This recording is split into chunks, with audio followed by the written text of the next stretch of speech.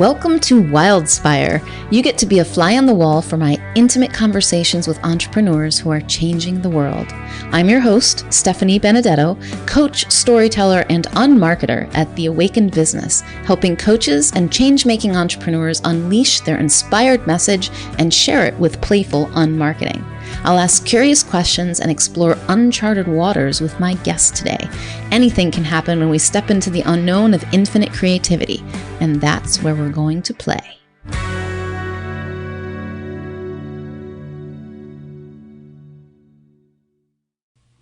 Today, I have a conversation with Chris Westfall. We talk about writing impossible books, what always makes things easier, and being at our best. A bit about Chris Westfall. Chris is one of the most sought-after business coaches and keynote speakers in the world. He has helped launch over 6 businesses and has appeared on ABC News, NBC TV, and CNN. He has worked with thousands of leaders at Fortune 500 companies, nonprofit organizations, and high-tech startups. A coach to entrepreneurs and executives around the globe, his clients have appeared on Shark Tank, Dragon's Den, and Shark Tank Australia. He regularly consults with top-tier universities and is the author of 3 other books, including Leadership Language. Now, we will talk a bit in this conversation about his most recent book, Easier. So without further ado, it's my pleasure to introduce you to Chris Westfall. Hi, Chris. Welcome to Wildspire Podcast. You're on my turf now, man. You better prepare. Prepare for what? Prepare for anything. That's the anything. Answer. That's right. Anything. I have no idea. Yeah. So I do want to start with the book. I need to hear the story of the book. So it's right behind you. On video, you'll be able to see it. Easier, right? And it has a subtitle. What's the subtitle? The subtitle is 60 Ways to Make Your Work Life Work for You. As I recall, Easier was an impossible project. That is correct. So what about writing that book made it seem impossible to you? Just about everything. It wasn't the book that I set out to write. It wasn't the book that I pitched to Wiley, the publisher. I pitched a book on 100 ways to create the future of work or something along those lines. So you ran out of, no, I'm just. That's right. I couldn't get there.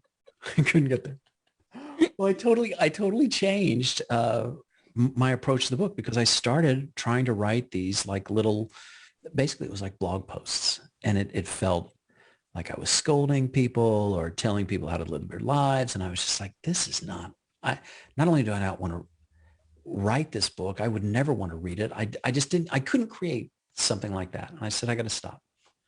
I got to step back. What if this was a story?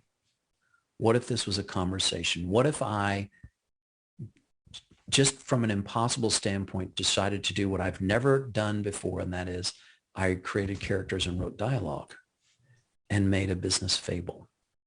So it was purely a creative exercise, but it was also, through this creative exploration, the most authentic thing that I have ever written ever in my life. And it's a story about a coach and a client. And the client's frustrated. The client is feeling what a lot of people are feeling right now.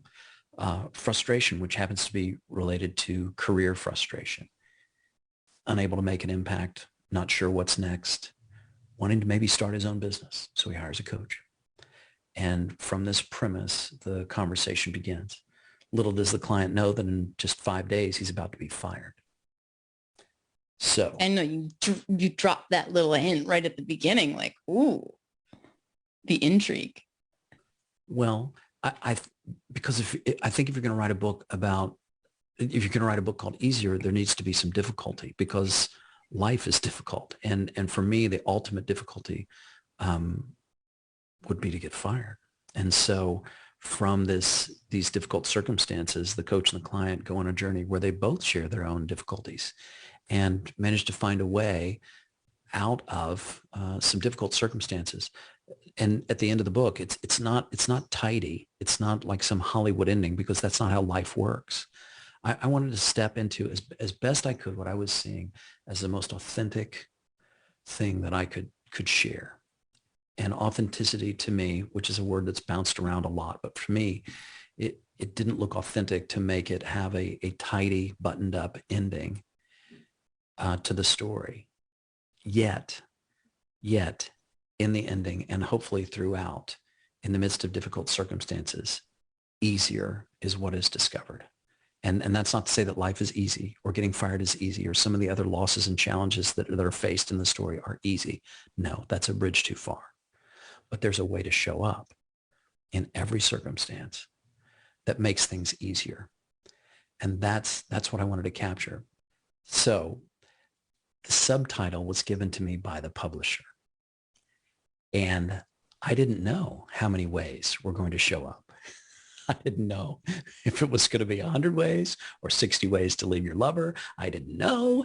And that was just what showed up. But I made a deal with myself. I said, if it's not in the story, it doesn't exist. If it doesn't come out of who these people are and what it is that they're facing and how the conversation leads them. So like if I wanted to present a quote from a book, they had to walk into the library, pull the book off a shelf and look at it. Cool. So yeah, and it was just kind of a creative assignment that I said, I'm going to see if I can do this. And here it is. And it was a creating the impossible project for me. And it's,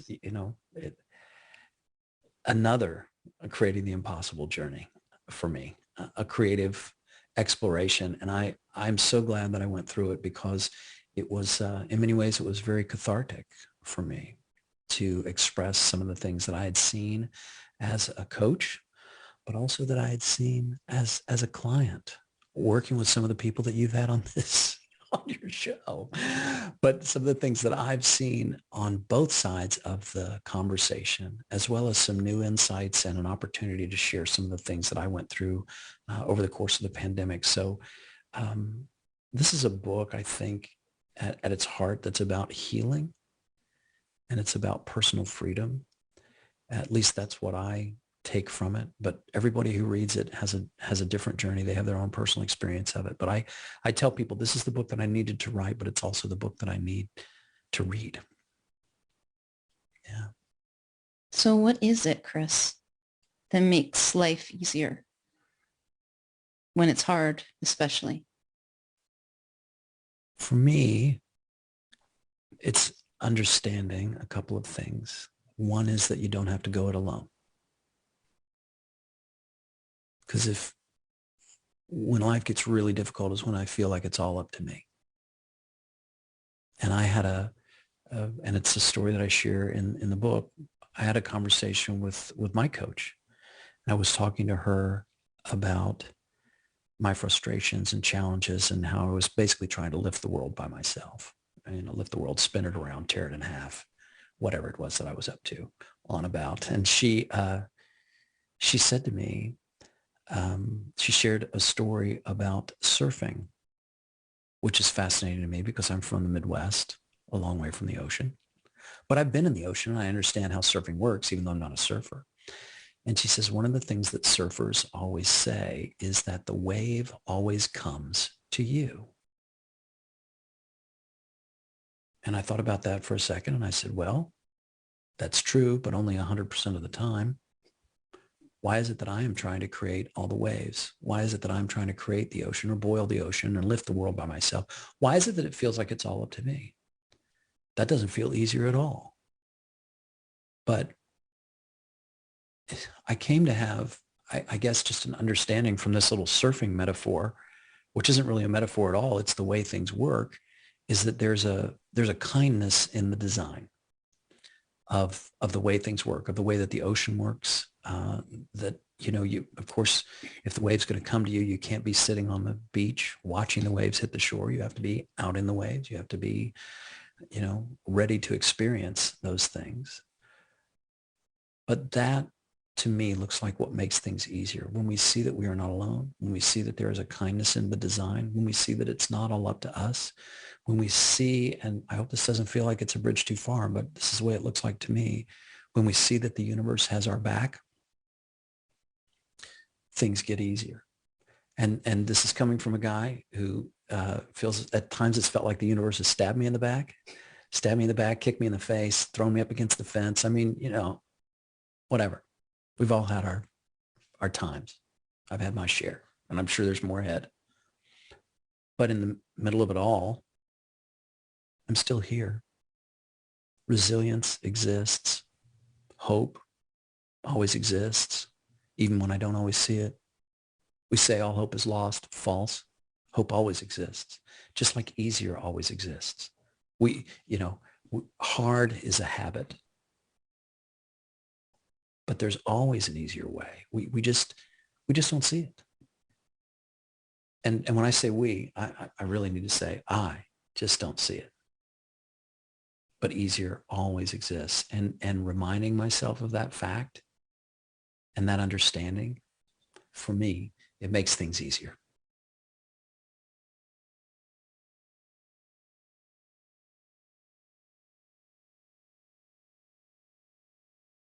You said there were a couple of things. That was one, or are there more? Let's see. So to unpack it, you don't have to go it alone. Uh-huh. The universe has your back. Uh-huh. The wave always comes to you. Okay. Is this making sense? Mm-hmm. You don't have to. I mean, there have been times in my life where it's sort of like a boat. If you're on a boat that's a sailboat, the wind takes the sails, the wind pushes the boat. It's not up to me to stand on the boat and blow into the sails to make the boat go forward. That's not how sailing works. And it's also something that I've come to realize that's not how life works. So that I guess has been something that has been very helpful to me, is to understand that the universe has my back, even when times are tough, relationships don't go like I want, the coaching call doesn't happen the way that I want it to, et cetera, et cetera. There's a resilience and a resourcefulness that's built into the system, that's built into us. And that to me is something that makes things easier.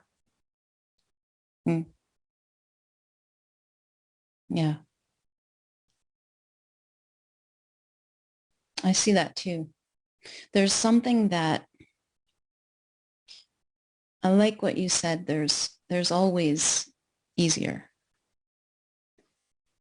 The minute that I can think it, and that isn't all the time, that isn't necessarily in the midst of something that's feeling really hard, but sometimes it is. The minute it enters my consciousness that, oh, what would make this a little easier? Or what else? There's a little space that opens up. And I think to me, that's where I see easier, is in space, is in a breath between thoughts, is in just a little bit of a gap before I head back into the noise in my head. Like that's just a little easier. There's always a little relaxation available in the tension that I might be experiencing in the moment. And that lets it be easier. And it sounds like a small thing, but it's like eternity opens up from that little tiny space. It's true. It's a space of possibility. And this is the thing. I've been saying this. I was telling you, I've been doing these keynotes and stuff, and I'll stand on stage, and it doesn't matter what audience I ask this question. They shout it out from the audience. And here's a question that I ask. In this moment right now, how many possibilities exist? And they shout it out. It's either, well, two answers. It's either endless or infinite. So take your pick. But they shout it out. And that's really true. But when things are hard, when things are difficult, the tunnel vision comes in. And I don't see that. I don't see those infinite possibilities that are part of the design. I mean, we could talk about anything. We could talk about avocados. We could talk about Justin Bieber. We could talk about anything. The possibilities are endless. Yeah, you brought up Justin Bieber. I know, you were hoping. And avocados. For those of you playing at home, you can check that off on your bingo box. Justin Bieber. I don't know where that came from. I'm sorry. I have no idea. Where do those things come from, Chris? What a great question. Like, what do you think? What do you see in that? So I sat down with a neuroscientist, a guy who studies the brain, and I was listening to him talk about all this brain science. His name's David Eagleman. He wrote a book called Live Wired, and I feature it in Easier because it's absolutely the most inspirational book that I've read in 10 years, but that's a whole nother story. Sorry about that, Michael Neal. Anyway, somebody was thinking it. I thought I'd just say it. I love my man, Michael Neal. But I was talking to David Eagleman, and he was sharing with me all these insights into the way that our brain works. And I asked him this question. I said, so where does thought come from? And he said to me, and this is my answer to you as well, we still have no idea.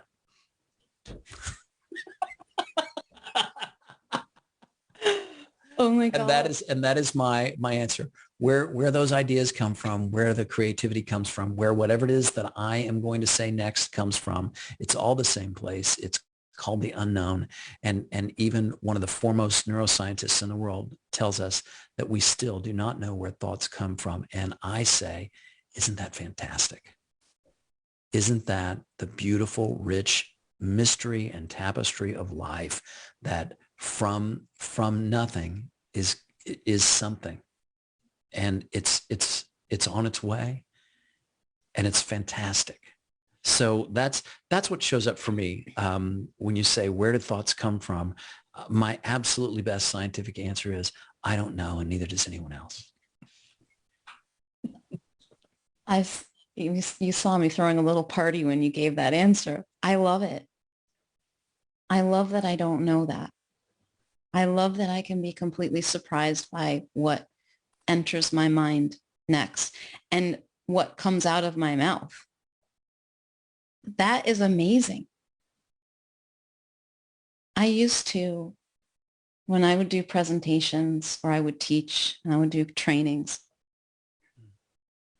especially if it was going to be, one of those where I was in front of a big group of people, I would memorize things. I would rehearse so much until I knew it forward and backward. And I never really thought about it consciously. I don't know when I stopped doing that, but at some point it just stopped looking like it was a good idea. And now it's actually fun to do just as much preparation as is necessary, which might vary. It might be none, or it might be some. Because when I show up in that space, like this conversation, I don't know what I'm going to say. I don't know what will occur to me after I hear whatever you're going to say. And sometimes if I show up with myself and with the world as if I don't know, I get to see something really cool. I'm with you. It's that discovery. And I am so with you. I had a client that I was working with, and I did, well, I won't get into the details, but suffice it to say, it was this very, very large presentation with multiple presenters. And they came to me and they said, 6 weeks before the event, Chris, please give us your slides and tell us what you're going to say. I said, let me get this straight. So you want me to do a presentation in front of 250 people that I've never met, with a company I'm just beginning to work with, and you want me to tell you right now what it is that I'm going to talk about? And I'm like, not only is that not in your best interest, but it's also, it's not the way that we work at our best. And I tried to convey that, and I wasn't really able to explain it effectively. I'm working on my communication skills. Anyway, Stephanie, leave me alone. I'm just kidding. No. I wasn't able to explain it effectively, but I simply said, I'll give you my slides at a later date, and I need to drive it off of my own computer, and I need to have, I just, all these kinds of barriers to point towards, at least for me, what looks like the most effective way to share ideas, which is exactly the way that you are expressing them, from a place of identity rather than from an agenda or something preordained or something that is locked in and set up. And I had to learn that I could do that, because I was a lot like you. I was memorized. I had it all, it was all planned out and all that kind of stuff. And one day I was doing a training in front of a senior executive team for a financial institution. Anyway, I was working with a bunch of senior executives. 8-hour training. I walked in, I had 5 slides, which, and my spider sense was tingling. This is not enough slides. You need to have this planned out. You need to know what you're going to say. What are you going to open with? How are you going to do this? And that's not to say that I went in there all willy-nilly, that I had no idea of any kind of structure that I wanted to create, but I saw something that was stronger than structure, that was more impactful than an agenda, because nobody cares about a well thought out agenda. I hate to say that, but it's true. It's just giving people a roadmap of when they can check their phones. And I want to keep people on their toes. You know why? Because it's where we really learn. It's where we make discoveries. And I say we, because when I'm on stage and in this place, I'm making discoveries too. And the first discovery that I make is that when we speak from a place of identity, in other words, who we are, which is not an ego exercise, but when we speak from our humanity and from our human nature, we can point to the nature of things. And when we point at the nature of things and when we come to a deeper understanding, that's where real results come from. I mean, look, if life were a 6-step process, if life were scripted, wouldn't that be wonderful? But it's not. It's not. So why do we show? And I do a lot of presentation coaching with folks. In fact, after we get done here, I'm doing presentation coaching. And a lot of times people show up and they've got their presentation voice on. I'm giving a presentation, and so this is the way that I need to speak. And they're using flowery language, and it's, and it's like, I understand what you're going for, and I understand that you're trying to accomplish something with these $12 words. But when we are plain spoken, when we are at our best, is when we show up as nothing more and nothing less than the miracle that we are. Period. I keep this note right here beside me. This is a note from my coach, the surfer. She says this to me. What is the miracle I want to be used for? What is the miracle that wants to use me? I'm not a big keep quotes on my desk kind of guy, but this one was too good. I couldn't leave it alone. When we show up and step into that miracle that wants to use us, that's when the presentation comes through us. That's when the book comes through us. That's when the conversation comes through us. That's when the opportunity is seen in a new way. At least that's been my experience. So. And it's not just books and presentations that we can show up for that way. It's everything. We can live that way. It's like on the edge is not the right word, but it kind of feels like an edge because it's got a freshness to it. Mm-hmm. The emergence of the moment, the what's happening now edge, instead of replaying something in my head that I've been planning for or dreading and living from that and creating from that. It's creating like a blank page in front of me in every moment. Some people are scared by that, Stephanie. Yeah, I was. That's the whole reason why I was rehearsing and practicing and planning. I thought that if I didn't, what would happen? I know, like nothing, I don't know what would happen. Like nothing would have happened. I wouldn't have known what to say because the whole thing was up to me. But what you started out with, it just does not Not only does it not look that way to me anymore, it's just really clear to me that it isn't that way. That isn't what happens. It's what happens when I get caught up in my thinking. That's where I get stuck, but not in this moment, not when I'm really showing up here authentically with what is. No, there's always something that meets me there. It's often not what I would have expected, but there's always something that meets me there, that the miracle is ready to use me, and I'm available when I'm here and open to it. I think a lot of people think that it takes courage to do what you're describing. See, I would say no as well. No, it's like, what is that though, Chris? Because you and I can say that. And I get that it looks like it takes courage when it looks like it's a scary thing to do. When it looks like it's a risky thing to do, it would take courage. When was it? What was it that you saw? What was it that I saw? I'm asking myself. I don't think I did it overnight. Like for me, it wasn't overnight. It was like a little bit at a time, just noticing. Because the thing is, we live with this design, we live with this equipment every single day. We sometimes are caught up in our thoughts, and sometimes we're just really present and quiet, and maybe more, maybe less, depending on your experience on any given day. But if you notice it, you notice what it's really like to be caught up when you're caught up, and you notice what it's like to be quiet, and you start to see how it feels and what life is like when you're living it in each of those experiences.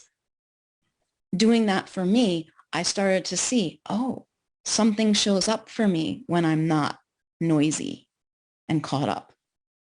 Something is supporting me. Something occurs to me. For most people who haven't really looked at this, they know it because you ask them, where do you get your best ideas? And not when you're pushing and forcing and trying at the computer or, wherever it is that you're trying to make something happen in the midst of a meeting where you're debating and arguing, right? It can happen there too, but usually people will go, oh, I'm in the shower. I'm on a run. I'm walking my dog. I'm playing with my kids. And it's like, bam, what's that about? For me, creativity is creativity shows up when I get out of my own way, when I am not on my mind, when the only way that I was able to create the story of easier is by dropping out of the story that was running through my head, whatever it was at any given time. And what was surprising to me, and I suspect you've experienced this, but when I went away, and I'm speaking I, the ego exercise, or however you want to view that. I don't know that I have the words to really describe it. But when I am not on my mind, what shows up is service. What showed up was this book. And I couldn't have created this book without that understanding. And as a result, that understanding is hopefully woven into the very fabric of the book, because that's the place where it was created from. And when we understand it's not about courage. It's easier than courage. Courage implies bravery. Like courage is running into a burning building. Courage is what allows us to face real and legitimate risks, not the challenges that we make up for ourselves in our minds. And that I make up. I mean, I've created prisons, museums, statues, all kinds of things, all kinds of stories running through here. None of them very useful. When I recognize that it doesn't take courage, it's easier than that. It's really about doing the one thing that is always easier. And that is, I think, stepping into our identity as human beings who are able to access this mysterious place where thought comes from that remains a mystery. And yet we talk about it, we point to it, we understand it when we experience it. That place it's not a journey. It's not a 6-step process. It's not an exercise in courage. It's simply an understanding that it's who we are when we aren't on our minds. I found it interesting that you were using that word identity, and I think in a different way than I usually do. And you elaborated as you were going, and I was like, oh, the way you were using identity was like what we really are. Correct. Not the numbers in your bank account or the title on your business card or whatever that might be, whatever your website says about you. I'm talking about our humanity. I'm talking about our human nature in the same way that I would talk about nature, that like the perfection that we see in a flock of birds, or the way that the waves hit the shore, or the way that acorns turn into oak trees. That same energy is inside of you and me. And yet instead of seeing ourselves as part of the perfection of this nature, instead of seeing our human nature, I often see myself as an error that needs to be corrected. I'm a variance that needs to be whacked back into shape. Well, where's the kindness in that? What is it about that makes things easier? You know, there's a quote that I share in the book, and I want to share it with you because it's been something that has really made a huge difference for me. And it's a quote from someone by the name of George Eliot. And George Eliot said, "It's never too late to be who you might have been." And what's really interesting about this quote, several things about it, is that George Eliot's real name was Marianne Evans, right? Marianne Evans. And she wrote under the pseudonym George Eliot. She wrote during the Victorian era. So like around the time of the American Civil War in England was when she was writing. But this idea that it's never too late to be who you might have been is a call on, there's just multiple levels to it. But for me, it says you can step into this identity anytime that you're ready. This identity that is part of a universe that seems to have some kindness, that seems to have some resilience and resourcefulness built into it. That's not to say that life is easy. That's not to say that disappointments don't exist, or that hardship doesn't exist. That's not what I'm trying to say. I'm saying that it's never too late to be who you might have been, that it's never too late to step into the miracle that wants to use you. And I'm not speaking of miracle in a traditional sort of religious sense. I'm talking about the miracle that you can see inside a child's eyes, the miracle that happens when you're able to get across town in 45 minutes instead of an hour and a half. There are miracles all around us, simple, everyday miracles that are happening in a way that I find not only comforting, but I'm going to say makes things easier. What do you think of that quote? It's never too late to be who you might have been. What do you hear in that in terms of identity? It has a lot in it that I'm fighting. Say more. Because Stephanie is conflicted. Because there's this idea of, that's why I'm like sitting with it. And it's sometimes fun to sit with things like that I, on the surface, let's say, put like disagree with or have like a something with. Because if I sit with it long enough, I can see something else underneath it. So maybe we'll do that a bit since you asked me about it. It has this idea of late. Too late. Can you be late for now? So she's saying you're it's never too late, right? Okay, cool. To be who you would have been? Who you might have been, yeah. Who you might have been? It's never too late to be who you might have been. I'm confused by it, actually. That's how it sits with me. Because in this moment, I can't really think of who I might have been or even who I would be. So, I could look at it a certain way and I'm like, okay, I feel that. What I feel in the message is now. That's what I feel in the message now. Like this, here is where it happens. This is where you do it. This moment. And it's never too late for now. Like that's what I receive in it. The wording of it I'm like, I might have been. Like, how could I have? I mean, like infinite possibilities, but this is it right here, and there's something that maybe this comes into, I think we can leap off into what you were talking about active and passive in creativity, right? Do you see how it kind of, it's like, I think because I hear might have been and I feel regret, or I'm making up regret and might have been and too late, even though the message is it's not too late. For me, here's what shows up is this, and George Eliot, one of the greatest writers of the Victorian era, and I'm going to rewrite George Eliot. Says to me, I couldn't read the time. Yeah. to be who you are. That's what shows up to me. Yeah. Yes. Yes. No, I know what you mean. Like might have been. Yeah, I hear the regret in that. And I don't think that no, I would never call people to point them towards regret. It's a call for us to be right here, right now. Well, so that was really cool for me to be with that for just a little longer, because I heard it. I heard now, which is exactly the rewrite, which is exactly what you were hearing in it. Do you know? But I needed my own words. And like, what if we could see things in life that way instead of rejecting them outright and saying, I don't agree with that, or that doesn't make sense to me. Just sit with it a little bit longer for the truth that everything rests on, the truth that it's pointing to, which maybe I would put it into different words. Cool.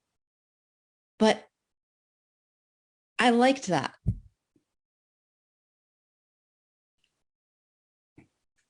I just wonder how to know when it's time to sit and contemplate and when it's time to take action. This goes back to what we were talking about before, and you've spoken to the conversation too about this idea of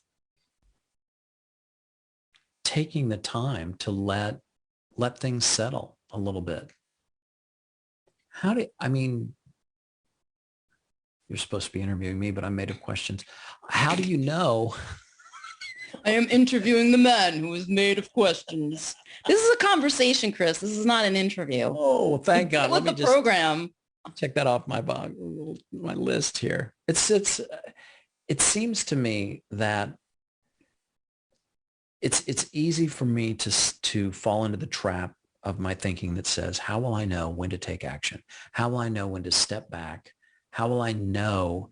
And that's the word that I need to fixate on, because it's the word that I need to get rid of. What if you don't know? This is the thing that I admire about you. You bravely go into the unknown. You do. Look at you making a face. I'm making a face at brave. Like, you were saying it takes courage if it looks like it's going to kill you, if you're running into a burning building. If it looks scary, then it takes courage. I just admire it. I think that it's something that I aspire to engage with more, is that understanding that courage isn't required and that the unknown is okay. I write about it, but I still wrestle with it, Yeah.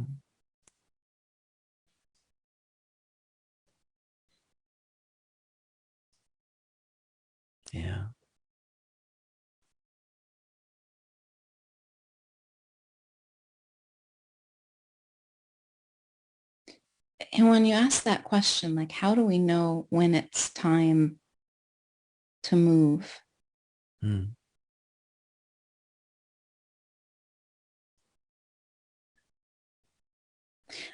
I've been in experiments, and I have a friend who did a very extreme version of this experiment. I do lots of experiments.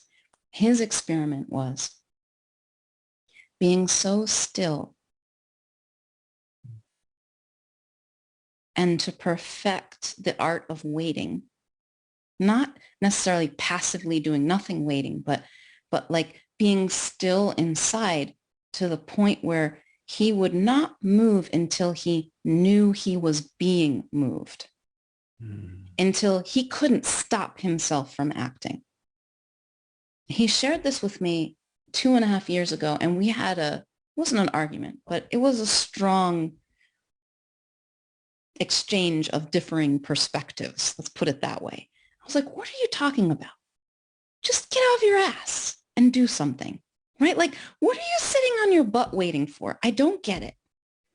Because I see that sometimes we make things so precious, and so there's so much on it that I can't do this unless I know it's going to work, right? That's what we're really saying. It's not just that I know to do, it's going to get me the result that I want. That's not on offer. Yeah, ever. Yeah. Guaranteed result, not on, I mean, I've yet to see somebody, there are people who will tell you, we can point to past scenarios and do percentages and run the odds, but I've yet to see somebody who can predict the future accurately every single time, or even most of the time accurately. So that's not on offer. Like, what are you waiting for, dude? Just do something. But I have since come to see that in my own experiments of kind of randomly doing shit and throwing stuff out there, that I have discovered something that way that my friend was exploring through stillness. And what I've discovered is that there's a pulse of life. There's a feeling of things. There's the wave that's for me. And I can kind of tell, I get a sense, I have more of a sense of what it is. So there's less of me flailing about and just randomly doing stuff. Not that there's anything wrong with that. I like that. Sometimes I really like that, just trying things to see what happens. But there's less of that. It's not necessary. Like, I know which waves are mine. I know when it's time for me to stand up. And it comes from standing up at the quote unquote wrong time. Yeah. It's not a wrong time. It's just a feel. And I think I like the surfer analogy so much. It's not just an analogy. It's like there is a rhythm and a flow of life. And when I'm in it, it happens me. And there's something easy about it, even when there are challenges. And when I'm not in it, it's like swimming against the current or trying to get up on a board when I'm not a surfer either. This is going to fall apart. But like, it's not, the timing's all wrong, Right. and you don't catch the wave. And there's something to that, getting a feel for it. And there's so much less that's required of us than I thought. There's less that's required of me. I can feel the winds change. I felt this recently in my business, like, whoop, you're going this way now, Steph. Like, what? Where did that come from? It's like the sails, the wind in my sails, just the direction, it changed a lot. And I feel it. I felt it before I could think about it. And I find myself moving from it without even knowing. And to me, that's kind of what I'm seeing about active and passive. But if someone is sitting and doing nothing and being precious about it, I'm like, just get in the game, because you're going to learn so much about getting that feel for the life that's yours and how you want to live it. This, by the way, is just my experience. It's not the way it is. Right. My experience is similar, though. Yeah. There's, you know it when you know it, and you don't intellectually know it. That's that inner knowing that, that's when it's time for the relationship goes to the next level, the business goes to the next level. It just goes to a different direction. It's not necessarily about levels. It's about exploration. And when life is more of a journey and more about exploration rather than achievement or milestones or things like that, there's a richness to us that shows up. At least that's been my experience. Yeah. And sometimes life becomes inevitable. In other words, you know that you know that you know that you have to do that thing. You have to write that book. You have to sing that song. You have to write that poem. You have to do whatever it is that you do. You have to complete that land survey. You have to heal that sick chihuahua, whatever it is that you're on about. Many paths. But I love what you said about experiments. And when I look at life as an experiment, like a scientist, when an experiment fails, I'm more informed. It's not about my hypothesis needs to be right. And it's stepping in and trying to enjoy the experiments. And that's what has shown up for me since this book has come out. It's been a few months now. And I have to say, things are different. Stephanie, I'm not repeating patterns from the past. I don't go into situations and go, I feel like I've been here before. I know what this is about.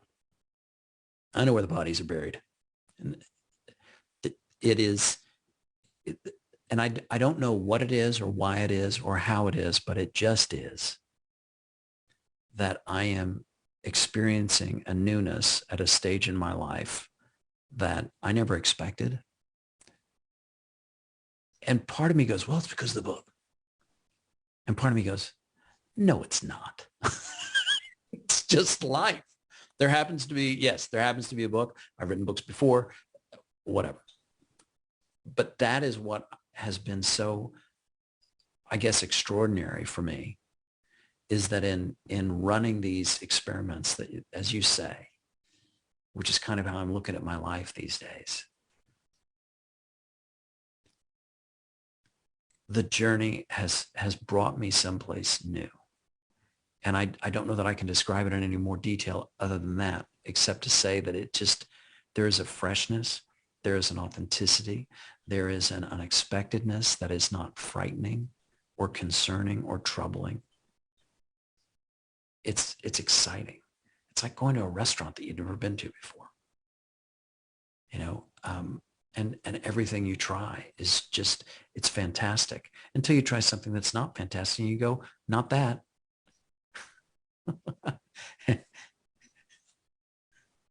And one of the things that I've learned later in life is that if it's not that, I don't keep eating it.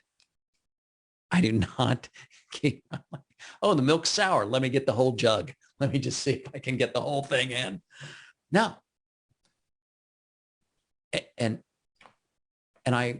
What makes this so extraordinary in my mind is that it is ordinary, that it is life. It is life that is on offer for us every day, every moment. And that is, I guess what I'm going to say that the wrong way.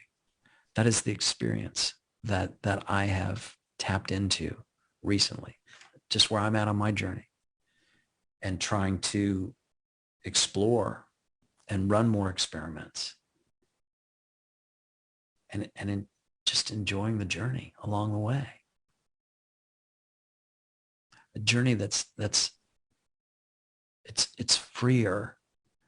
And what I mean by that is that it's freer from obligation, which is not to say that I don't have obligations. I have deadlines. I have appointments. I have a calendar that, all this kind of stuff. But what I guess I'm trying to say is that my relationship with my obligations can change, especially when I see life as more of experiments, more of a wave that comes to me.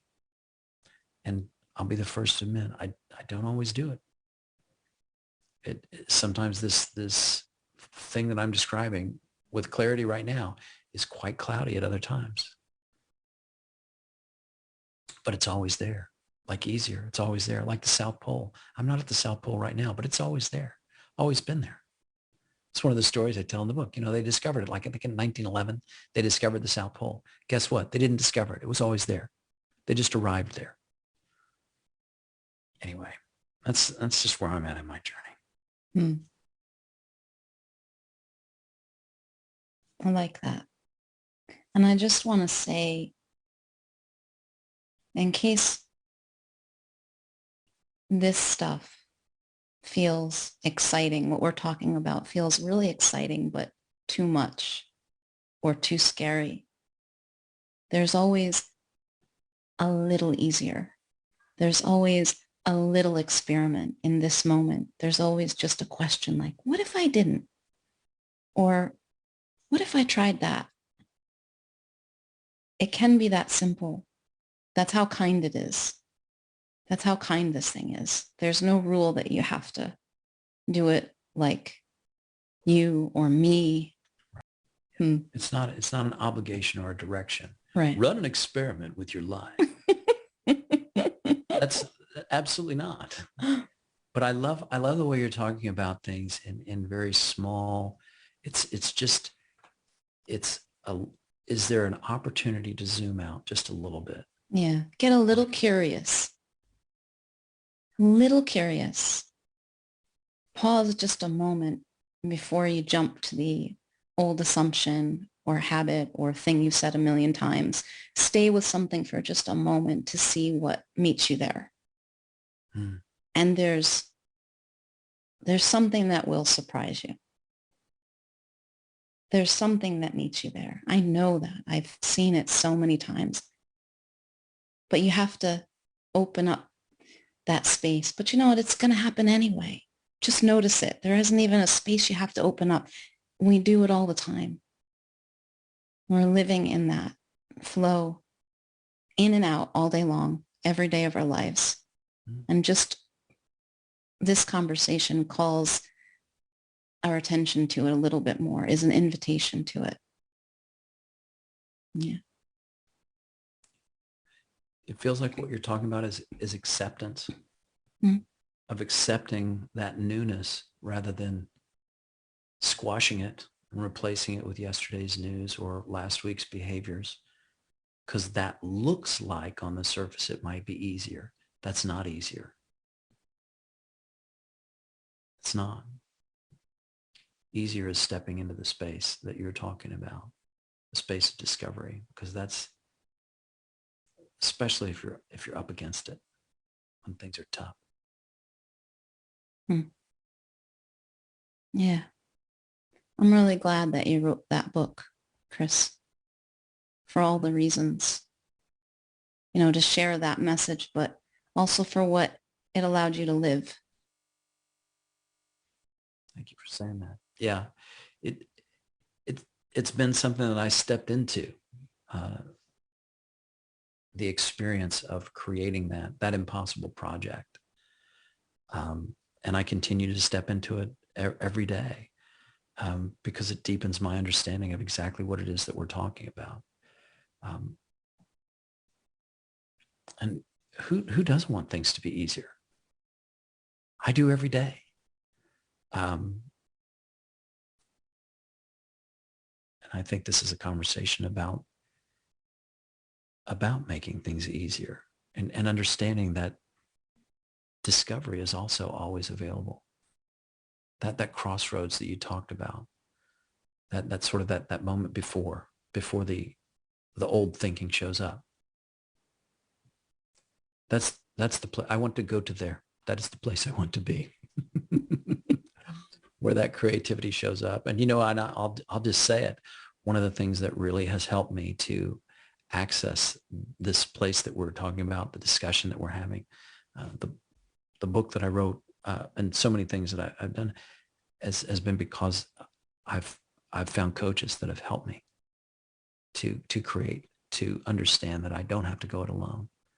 And that's one of the things that I think is so wonderful about the creative space that you provide, and you've provided it to me today.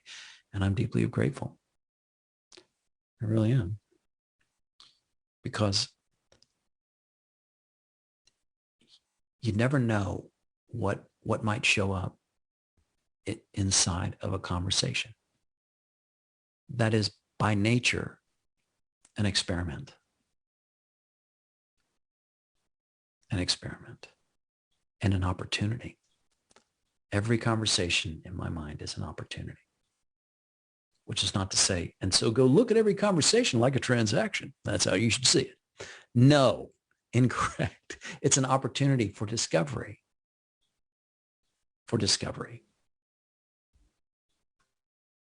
And there are There are mysteries and wonders on offer in this place of creativity, this place of discovery, this place of possibility, the place that we're speaking of that we really can't describe precisely, but we do the best we can to point at it. But it's not something that's reserved for you or for me or just for people who write books or people who run corporations. It's not, it's part of our human nature. It's part of the universe's design. A design that's resourceful, that's resilient, that's turning acorns into oak trees, making the waves hit the shore. I'm not doing that, and I never have to.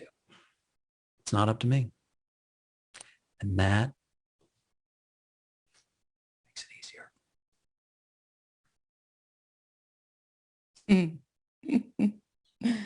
Thank you so much, Chris. So, where can people find you? Where's the best place for them to find you if they want to see what you're up to? Well, I wish they wouldn't, because I hate people. No, I'm kidding. I'm joking. I'm teasing, of course. You can find out more about me on my website, westfallonline.com. You can find out about Easier on the book's website, which is easier-book.com. You can also find it on Amazon, barnesandnoble.com, or anywhere fine books are sold. Because your book is fine, honey.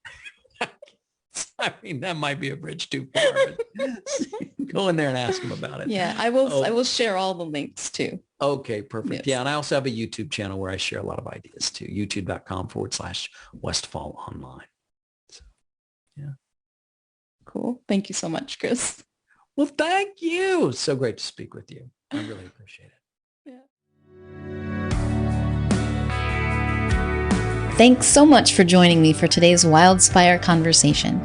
If you'd like to receive a weekly Wildspire email from me filled with inspiring stories, unmarketing experiments, tips for playing your way to impact and income without the hustle and hype, insights from my spiritual business journey, and more, go to theawakenedbusiness.com/Wildspire. Until next time, may you know yourself as the gorgeous wild creation you are.